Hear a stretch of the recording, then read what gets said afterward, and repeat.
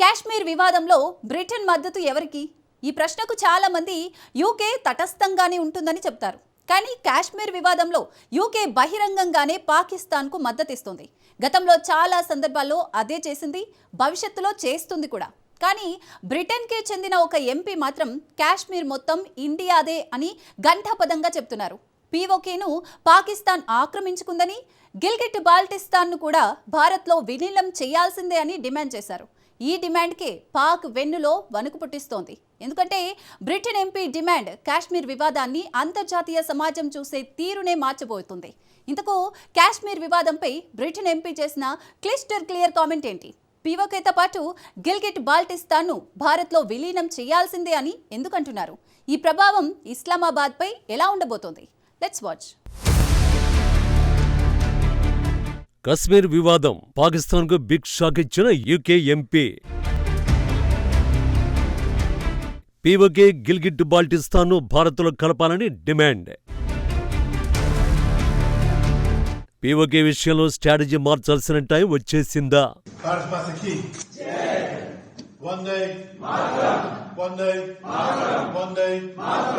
ఇక్కడ వందే మాతరం అని నినదించింది భారతీయుడు కాదు, బ్రిటిష్ ఎంపీ. పేరు బాబ్ బ్లాక్మన్. భారత్కు అత్యంత సన్నిహిత నేత.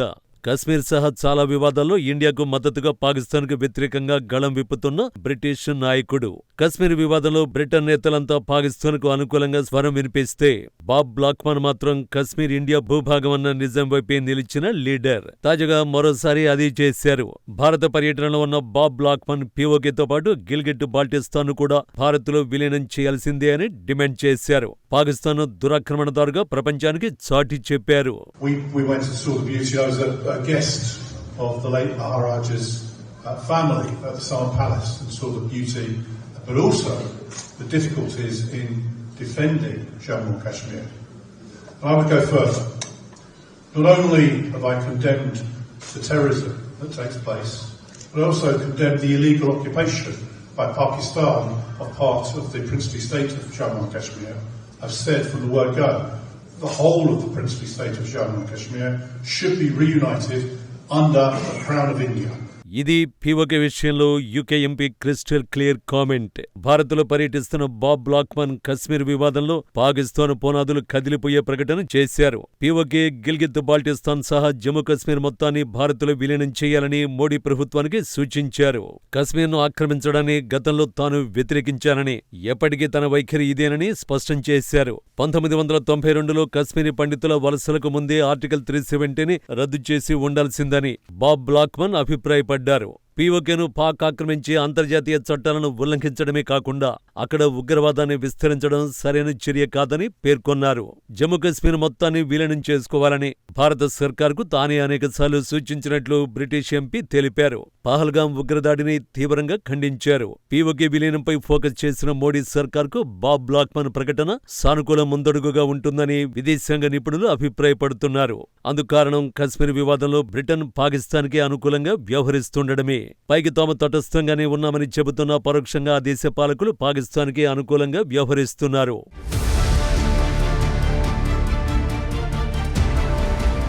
2025 మార్చి చివర్లో పాకిస్తాన్ ప్రధాని షరీఫ్కి బ్రిటన్ ఎంపీలు రాసిన లేఖ ఇది.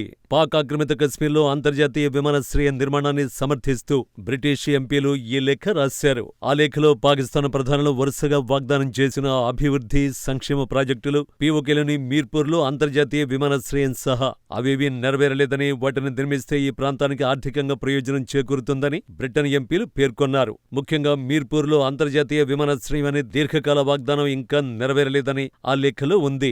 బ్రిటన్ ఎంపీలు ప్రస్తావించిన ఇంటర్నేషనల్ ఎయిర్పోర్టు పీఓకేలోని మీర్పూర్ నగరానికి 130 కిలోమీటర్ల దూరంలో ఉంటుంది. ఇక్కడ ఇంటర్నేషనల్ ఎయిర్పోర్టు ఏర్పాటు చేయడం ద్వారా పాక్ ఆక్రమిత కశ్మీర్ అభివృద్ధి చెందుతుందని, యూకేలో నివసిస్తున్న 10 లక్షలకు పైగా బ్రిటిష్ కశ్మీరులకు ఎయిర్పోర్టు ఉపయోగపడుతుందని అన్నారు. ఈ లేఖపై మొహమ్మద్ యాసిన్, జుబైర్ అహ్మద్, డెబ్బీ అబ్రహమ్స్, తాహిర్ అలీ సహా 20 మంది నేతలు సంతకం చేశారు. ఈ మొత్తం వ్యవహారం ద్వారా భారత్ను ఇరుకున పెట్టాలనేది బ్రిటన్ ఎంపీల కుట్ర. ఎందుకంటే అప్పటికే కొద్ది రోజుల ముందే విదేశాంగ మంత్రి జయశంకర్ లండన్ వేదికగా పీఓకేపై క్లియర్ కట్ కామెంట్ చేశారు. On Kashmir, actually we have done, I think, a good job solving most of it. I think removing Article 370 was one step, number one. then restoring growth and economic activity and social justice in Kashmir was step number 2. Holding elections, which were done with a very high turnout, was step number 3.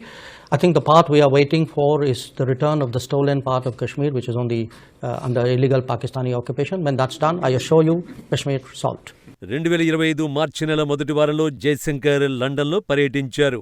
ఆ సమయంలో Pakistani journalist ఒకరు కశ్మీర్ వివాదానికి ముగింపు ఎప్పుడు అని ప్రశ్నించారు. దీనికి సమాధానమిచ్చిన జయశంకర్ భారత్లో పాక్ ఆక్రమిత కశ్మీర్ విలీనంతోనే కశ్మీర్ వివాదం ముగుస్తుందని స్పష్టం చేశారు.